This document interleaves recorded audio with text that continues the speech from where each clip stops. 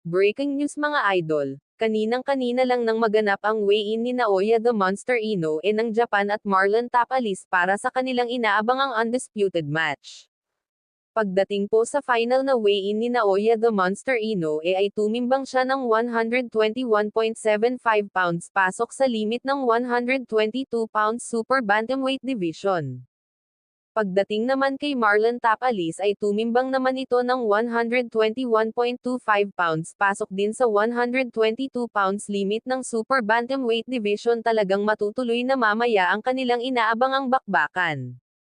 Base pa sa interview kay Marlon Tapales ay pumunta siya ng Japan para hindi lang bigyan ng magandang laban si Naoya the Monster Inoue kundi manalo sa laban. Yan ang huling pahayag ni Marlon Tapales bago siya lumipad patungong Japan.